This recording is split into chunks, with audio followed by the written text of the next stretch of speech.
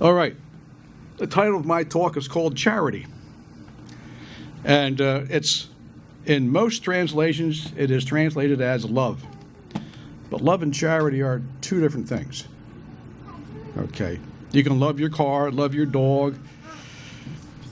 You can love your wife and love your children. But charity is something a bit different. Charity is love in action. And you know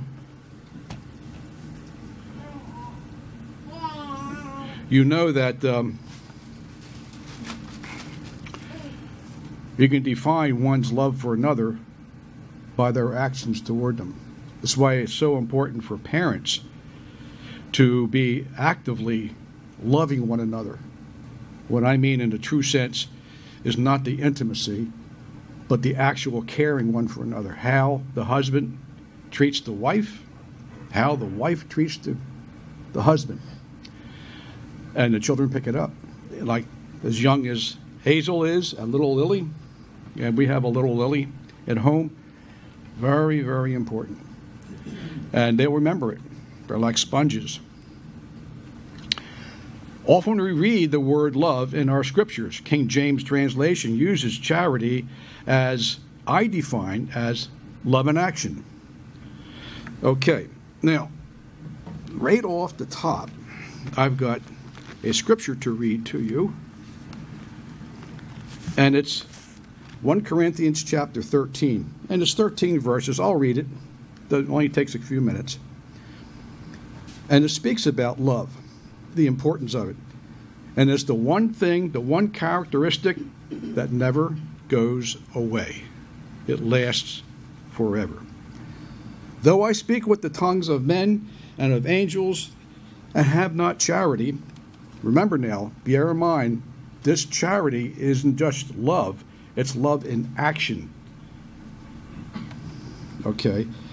I am become a sounding brass or a tingling cymbal. And though I have the gift of prophecy and understand all mysteries and all knowledge, and though I have all faith, so that I could remove mountains and have not charity, I'm nothing. And though I bestow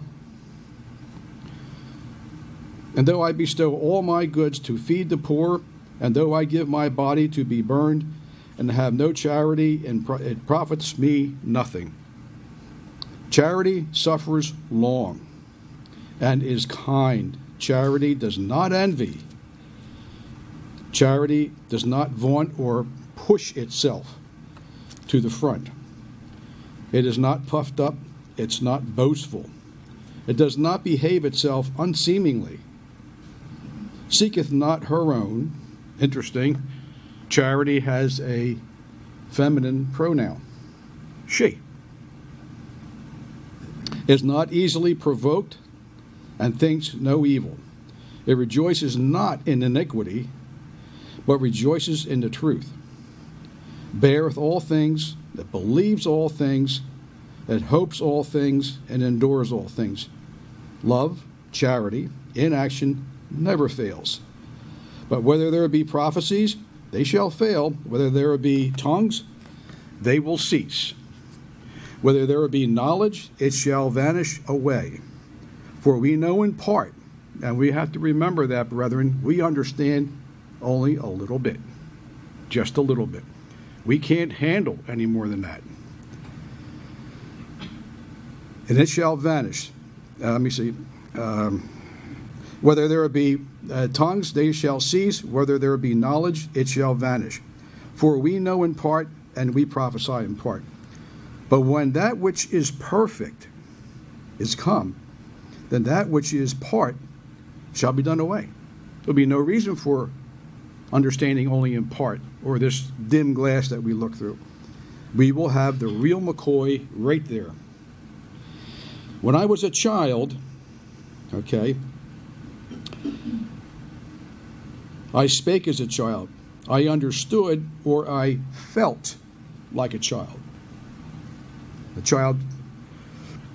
We all know how children feel and how they can feel, but they're children. And I thought as a child, And when I became a man, I put away childish things. And the word thought here is I reasoned like a child. Children do not reason well at all. Their lack of understanding, their lack of knowledge, their lack of experience. That's why our Creator has parents. For now we see through a glass darkly, but then face to face, and now I know in part, but then I shall know even as I also am known. Paul talking about himself, he is known by our Creator, and when he sees him, he will know him as the Creator knows Paul. And now abideth faith, hope, charity, these three, but the greatest of these is love in action. It never fails. Some examples of this. Desmond Doss, I don't know if any of you know him.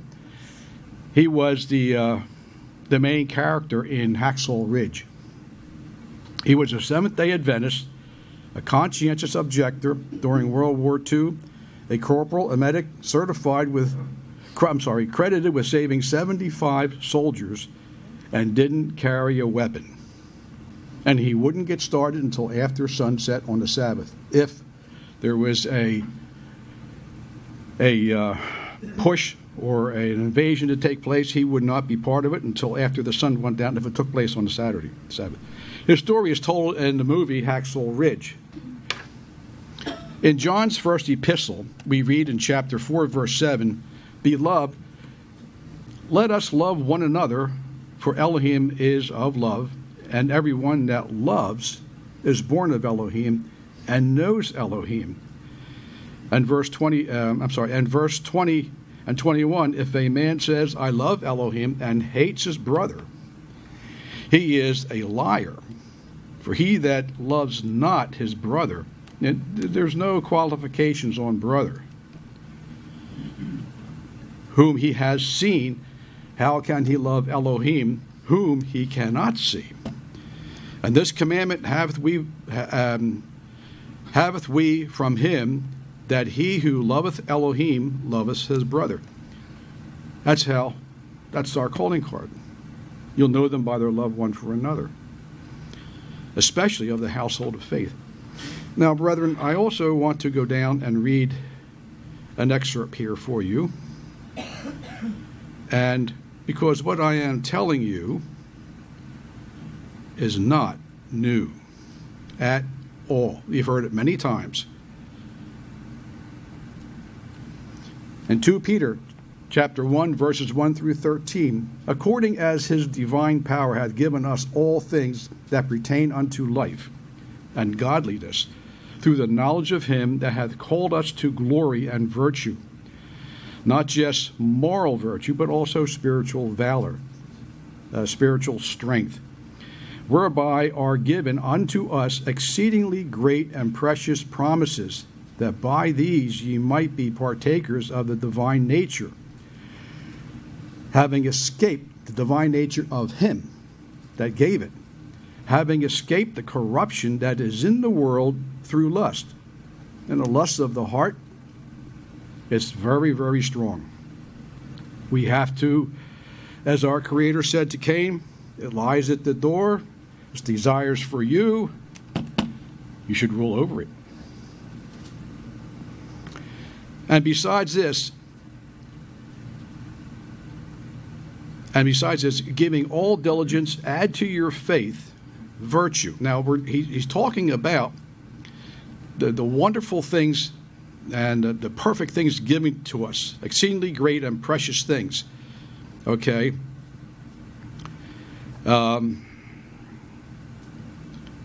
And we are partakers of those things. And he's saying, but we should add to this, okay, to your faith, virtue. We know what virtue is. Okay? And to virtue, knowledge. What kind of knowledge? NBC, CBS, the world? Now, that's going to take you in the wrong direction. Although it seems like we should know this is important, it's garbage. Compared to what we should know, it's meaningless. It's meaningless. And besides this, give all diligence to your faith, virtue knowledge, add to knowledge temperance. Anybody know what temperance is? Self-control. When you're driving home tomorrow, tonight, and you have 3 motorists and a tractor trailer cut you off, okay? Keep your hands on the wheel. Don't give the other driver any indication that you're ready to blow out their rear tires. Temperance. Temperance means you have control of your emotions. Emotions are very, very powerful.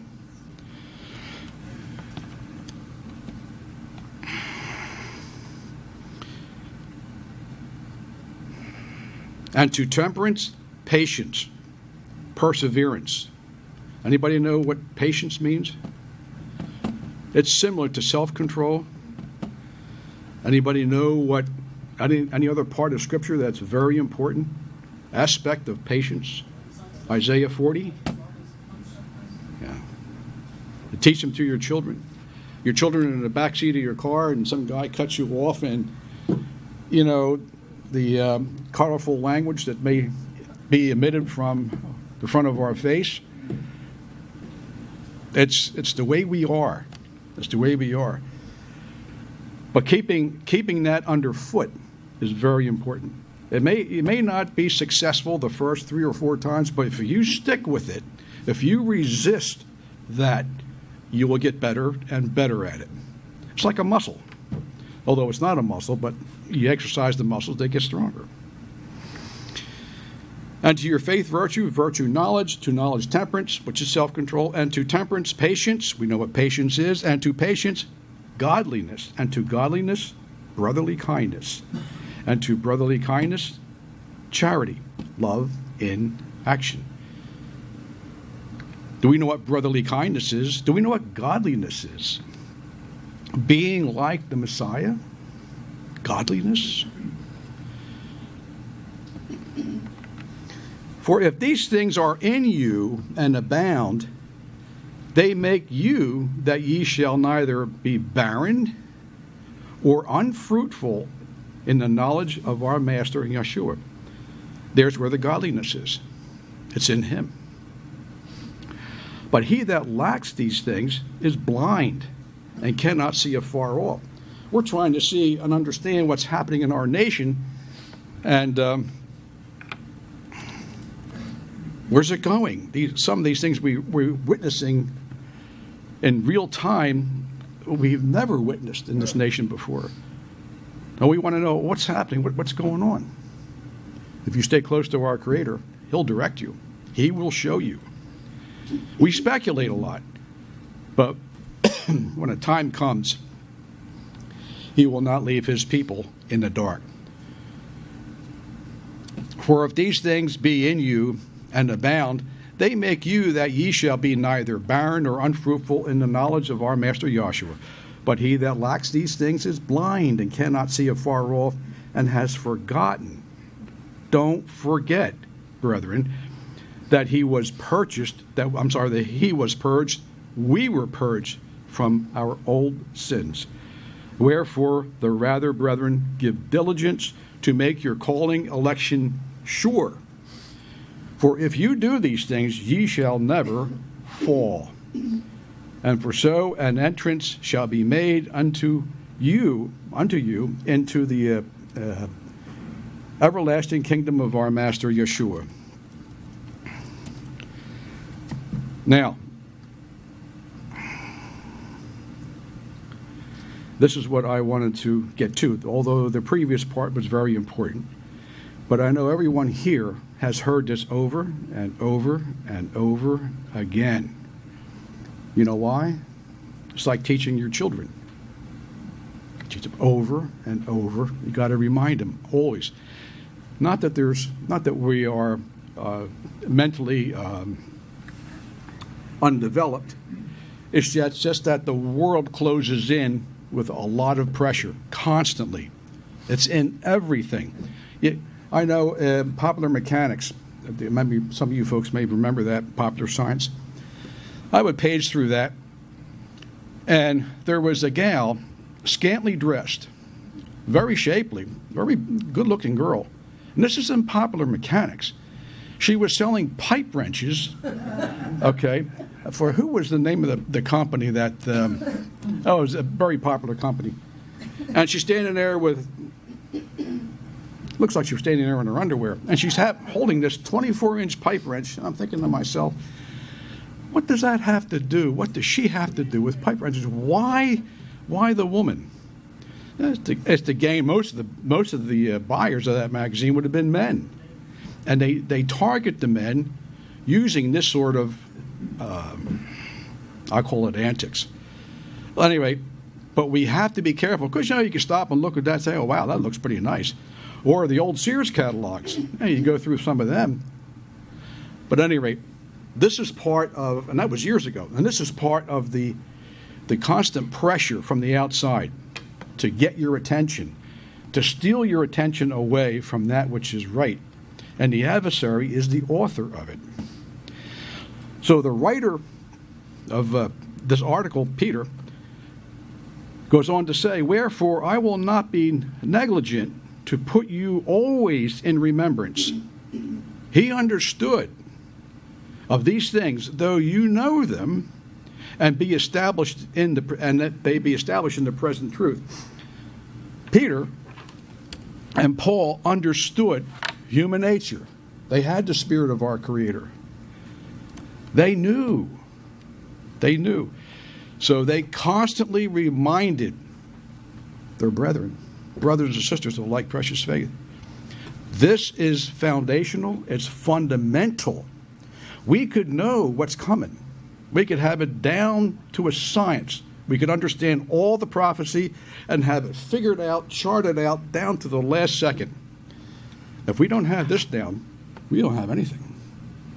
We're losers.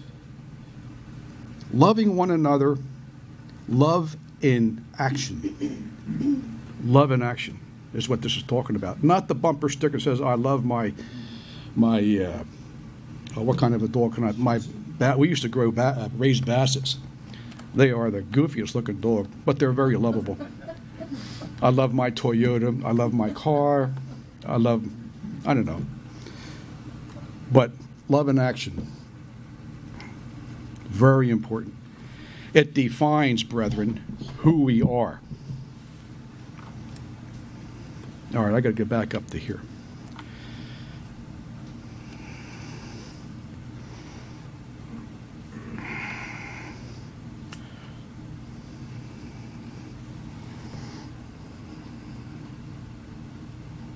Okay. In John's first epistle, we read in chapter 4, verse 7, Beloved, let us love one another with love for love is of Elohim, and everyone that loves is born of Elohim and knows Elohim. And verse 20 through 21, if a man say, I love Elohim, hates his brother, he is a liar, and he loves not. And his brother whom he sees, whom he says he seeks, whom he can see, he says he loves or does not love. How can he possibly love Elohim whom he cannot see? And then James chapter 2, verses 15 and 16, if a brother or sister be naked and destitute of daily food, and one of you say to them, now we've read this many, many, many times, depart in peace, ye be warmed and filled, yet ye give them nothing, of their needful for the body, food, clothing, shelter. What is the profit? It's nothing. You gain 0.0. You're on the wrong end of the scale. We have a wonderful feast here, brethren. Being a small group, we have gotten to know each other a bit better and recognize the needs in one another's lives. If we have financial means to help someone, we are instructed by the Master to do so.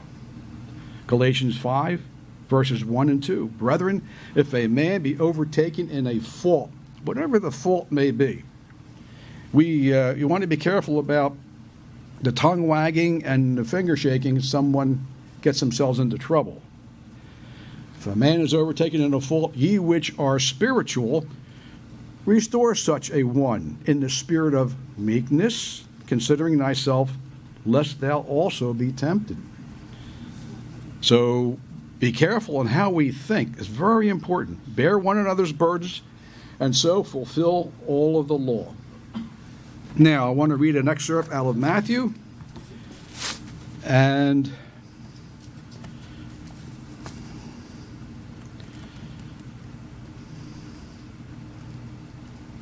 Matthew chapter 25, 31 through 46. Most of us know this. Again, we're repeating it. Why?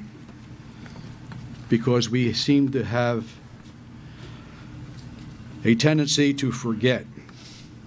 And there's a lot of other things, I'd say, vying for our attraction, trying to attract us away from this. And the govs of the world are trying to do the very same thing.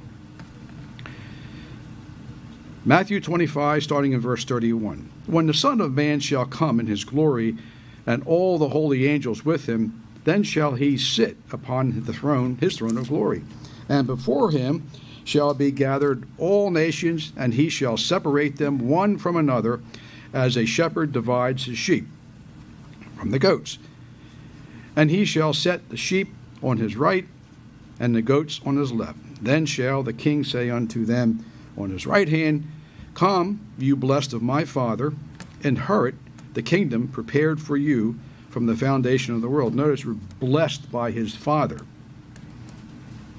By my Father. Verse 35, For I was hungry, and ye gave me meat. And I was thirsty, you gave me drink. I was a stranger, and you took me in. Naked, and you clothed me. I was sick, and ye visited me. I was in prison, and you came unto me. Then shall the righteous answer, saying, Master, when do we see you hungry, or feed you, or thirsty, and gave you something to drink? And this next part is you never know when you're entertaining angels. You just simply don't know. When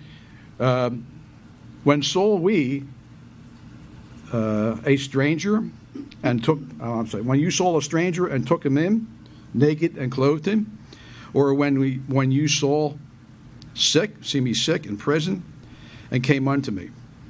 And the king shall answer and say unto them, Verily I say unto you, inasmuch as ye have done it unto the least of these, my brethren, ye have done it unto me. Then shall he say unto them on the left side, Depart from me, ye cursed, into everlasting fire prepared for the devil and his angels. For I was hungry, and you gave me no meat. I was thirsty, you gave me no drink. And I was a stranger, and you did not take me in. Naked, didn't clothe me. Sick, and in prison, never visited me. Then shall they also answer and say, Master, when do we see ye hungry, or thirst, or a stranger, or naked, or in prison, and did not minister unto thee? Then shall he answer them and say, Verily I say unto you, inasmuch as ye did not to one of the least of these, ye did it to me, did it not to me. And ye shall go away into everlasting punishment, but the righteous into eternal life. Now it's interesting, the righteous didn't even know they were righteous. And they said, well, when do we do this? Well, brethren, it's something we already know. We've read it many times. We've probably been taught this by our parents. You've heard probably ministers in Worldwide and COGME and CGI, ICG and United, all of them saying this many times. But they keep repeating it. We need to hear it over and over again. And the point is, brethren, you want to be on the right side, not the left side.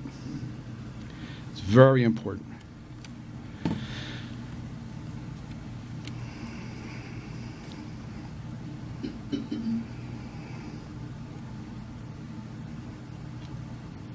So how do we do that? We can use electronic communications. We can use text, email, phone, calls, visits, encourage, pray for each other. There's lots of things we can do. But remember